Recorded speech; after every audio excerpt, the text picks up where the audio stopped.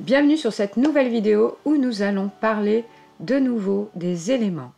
Donc cette fois-ci, nous allons parler surtout de ton élément à toi, l'élément qui est en lien avec ton signe astrologique. Puis nous allons regarder ensuite les grandes caractéristiques que cela t'apporte.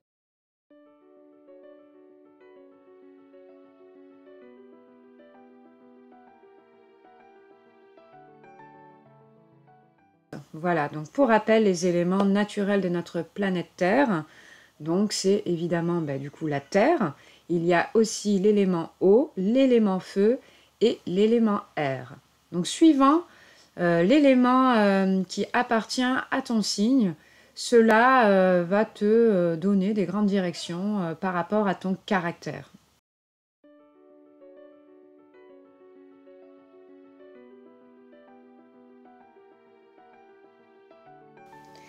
Mais surtout, ça va t'aider à te rapprocher aussi de ton élément énergétique. Donc comme j'ai dit juste avant, les éléments, ce sont les éléments naturels de notre planète, mais aussi de façon énergétique, ils nous apportent énormément de choses.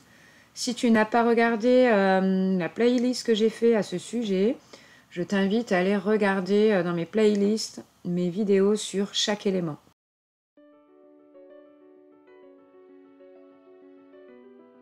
Donc en premier, nous allons parler de l'élément air. L'élément air, il est relié à la communication. Donc c'est un élément dit chaud. Et relié donc à ces trois signes astrologiques, nous avons donc le Gémeaux. Donc les Gémeaux qui ont en général une forte personnalité. Les Balances, qui sont un signe de douceur et d'équilibre. Et le Verseau, donc ce sont les indépendants.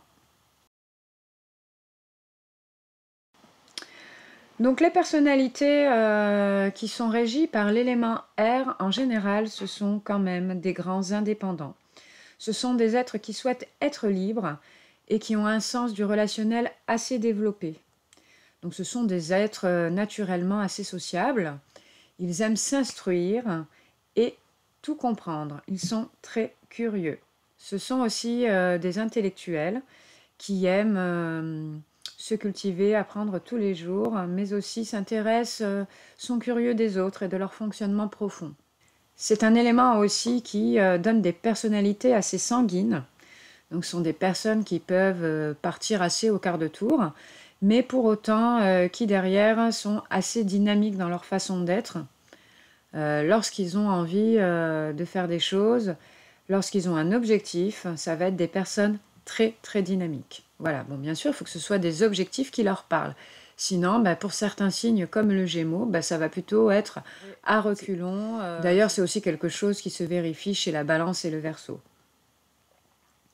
Donc ce sont des êtres aussi qui sont très logiques, qui sont doués pour tous les exercices de logique au niveau intellectuel. Ils ont énormément besoin de communiquer, mais ils aiment bien aussi suivre leur route, quitte à sortir des sentiers battus. Donc c'est-à-dire que ça peut être des êtres, notamment le Gémeaux, mais aussi parfois le Verseau, qui peuvent être un petit peu, entre guillemets, rebelles. Donc c'est-à-dire que quand ils ont envie d'arriver à leur fin, ou en tout cas pour une cause juste intérieure, ils ne vont pas hésiter à sortir de la norme pour aller chercher ce qu'ils ont besoin pour se sentir libres et pleinement heureux. Nous allons parler maintenant de l'élémentaire, qui représente la stabilité, la loyauté, et ce sont aussi de grands réalistes. Donc l'élémentaire est assez opposé à l'air. Donc ce signe représente le monde physique. Donc ce sont les taureaux, les vierges et les capricornes qui régissent cet élément terre au niveau des signes astrologiques.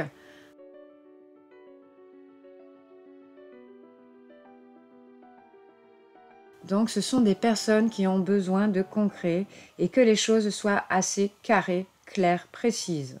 Ils sont assez traditionnels dans leurs pensées et peuvent avoir parfois des difficultés à s'adapter au changement. Donc ça ne veut pas dire qu'ils ne sont pas capables de changement, mais qu'il y a des conditions requises pour que ça se fasse de la bonne façon. Donc c'est quelque chose aussi qu'ils doivent maîtriser.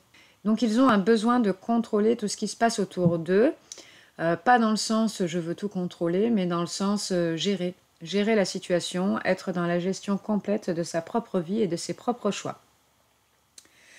Donc ce sont aussi des êtres qui sont secrets et mystérieux. Donc très souvent, ils ont des choses, des pensées qu'ils n'osent pas exprimer forcément. Et en même temps, ils adorent avoir leur jardin secret. Ils n'arrivent pas non plus facilement à raconter tous deux, en tout cas pas de suite. Pour cela, il leur faut une phase d'observation des autres pour se sentir en sécurité ou en confiance. Donc, ils ont aussi un grand sens de l'organisation et un esprit critique assez développé. Donc, un esprit critique, ça ne veut pas forcément dire que c'est négatif, hein. Quand on parle d'esprit critique, c'est aussi une capacité à se remettre en question. Ce sont aussi des êtres assez obstinés. Donc, l'obstination, c'est assez positive, comme ça peut être assez négatif. Donc ça va dépendre vraiment de la situation. Mais si on sait leur montrer pourquoi on fait les choses, ben, ils ne seront pas obstinés. Du coup, il leur faut quelque chose de carré et leur faire palper vers quoi on souhaite aller avec eux. Voilà, surtout quand il y a des changements. Après, ce sont des êtres qui sont très bienveillants, surtout le Capricorne, c'est une personne qui est très bienveillante. Ce sont des personnes qui sont capables d'accepter énormément de choses et qui sont fidèles. Voilà, donc ça c'est pour les 3 signes, hein, les taureaux, les vierges et les capricornes sont des personnes très fidèles à partir du moment où ils sont attachés à une personne. Donc ce sont aussi de grands solitaires et ils ont besoin de temps de silence intérieur pour faire le point avec eux-mêmes. Donc si vous vivez avec un élémentaire, ne vous inquiétez pas, c'est tout à fait normal qu'ils aient besoin de moments de solitude pour se retrouver avec eux-mêmes et qu'ils ne soient pas tout le temps en train de discuter et de s'exprimer. Par contre, lorsqu'ils s'expriment, c'est toujours très important. Nous allons maintenant parler de l'élément eau, donc, qui représente douceur et tranquillité. L'eau est d'une importance capitale et apporte l'équilibre, car toujours en mouvement, purifiante comme destructrice. Donc elle représente souvent l'émotion et les sentiments. Donc les signes qui sont régis par l'élément eau sont le Cancer, le Scorpion et le Poisson.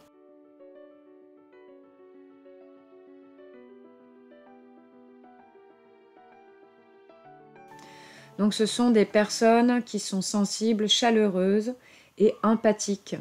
Mais ce sont aussi également des personnes qui sont dans la créativité, qui ont une imagination débordante. Ils sont aussi hypersensibles et parfois vulnérables. Mais par contre, attention, parce que c'est une force tranquille, ils peuvent être vulnérables comme ils peuvent être forts. Très important aussi, hein, n'en faisons pas non plus une caricature de personnes douces et hypersensibles. Donc le Cancer, lui, justement, régit plutôt la sensibilité, le côté sociable et enfantin. Donc le Cancer, lui, il est très famille. Ce qu'il aime, c'est les choses simples. Il adore être dans quelque chose de sécurisant, voilà, au niveau familial. Le Scorpion, c'est un grand passionné, très sensuel et dans la séduction. Donc avec un Scorpion, vous pouvez être amené à être emporté dans une grande imagination. Donc c'est quelqu'un qui peut vous porter vers des rêves et d'ailleurs qui est créateur et qui impulse souvent des choses novatrices. Le Poisson, éternel rêveur, parfois indécis mais idéaliste, il aime le changement. Donc c'est un être qui s'ennuie. Un être qui s'ennuie dans les choses qui sont assez plates. Donc le Poisson est vraiment relié à son élément eau, dans le sens où il a besoin de mouvement et de changement. Donc le Poisson suit les courants, et s'il n'y a pas de courant, justement, de mouvement, il va se sentir enfermé. Donc l'élément eau C'est vraiment un élément très très important. D'ailleurs, j'y pense, vous pouvez aussi regarder par rapport à vos ascendants comment vos éléments fonctionnent entre eux. Donc très souvent, ça va vous donner aussi des indications par rapport à ça. Alors comme je disais tout à l'heure, l'élément eau aussi a un pouvoir purifiant. Donc ce sont des signes qui vont être à l'écoute lorsque vous avez des problèmes, qui va être en capacité de recevoir un petit peu tout ce que vous avez sur le cœur sans jugement et en transmutant un petit peu toutes ces émotions de façon positive. Ils vont pas forcément être dans le conseil, mais par contre, ça va être des personnes qui ont la capacité, une grande capacité d'écoute. Côté destructeur, si vous énervez un élément eau, il est possible que vous vous retrouviez littéralement devant un tsunami qui vous envoie un mur d'eau, hein, pour faire une métaphore, un mur d'eau sur vous. Et par contre, voilà, dans les deux sens, ça peut être costaud. Et bien sûr, il va venir peut-être toucher ce qui blesse. Nous arrivons donc sur l'élément feu, donc qui représente chaleur et courage. L'élément feu est donc relié au lion, au bélier et au sagittaire. Il représente l'énergie, l'action et l'enthousiasme.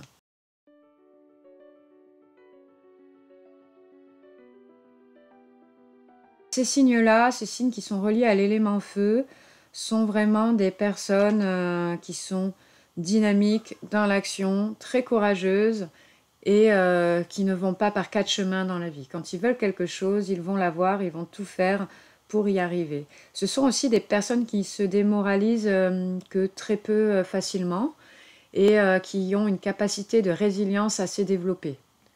Donc très courageux, mais aussi ambitieux. Ils ont l'esprit vif. Donc le feu représente vraiment la vivacité. C'est un élément qui n'est pas forcément négatif comme on peut l'entendre. Souvent, tout ce qui est feu, en général, c'est assez mal vu. Pour autant, on a besoin de cette impulsion, de cette flamme pour avancer dans notre vie. En tout cas, si vous n'avez pas de signe feu, c'est pas grave, hein, parce que chaque élément apporte quelque chose. C'est ce qui fait aussi la qualité de la diversité humaine. Mais voilà, après, quand on est feu, on peut avoir aussi des problèmes avec parfois un peu trop d'égocentrisme. Donc, moi d'abord et ensuite toi, comme tout le contraire, d'abord les autres et ensuite moi. Donc, capable de sacrifice complet pour les autres, comme capable d'égocentrisme complet envers soi-même. Donc, il faut réussir à trouver l'équilibre entre ces deux fonctions. Donc le lion, lui, en général, c'est plutôt un leader, hein. Ce sont des personnalités que l'on suit. Ce sont des personnalités qui représentent un petit peu l'image qu'on attend du directeur, du patron, du chef de groupe ou du chef de famille. Le bélier, donc lui, il a le fort caractère. Le bélier, c'est un être qui n'aime pas l'injustice. Donc c'est un être qui voit les choses de façon assez pragmatique et logique et qui peut aussi être assez entêté et sanguin. Le Sagittaire, lui, c'est le fougueux, il est déterminé. Alors parfois, il fait les choses sur le coup de l'impulsion, mais des fois, ça paye énormément parce que sa fougue et sa détermination font que de toute façon, il arrive toujours à des résultats. C'est très rare qu'un Sagittaire soit dans l'échec. Voilà pour l'élément feu. Pour tous les éléments, j'espère que cette petite vidéo explicative par rapport à ça vous a plu. Si vous avez aimé, n'hésitez pas à mettre un j'aime, à commenter et surtout à partager.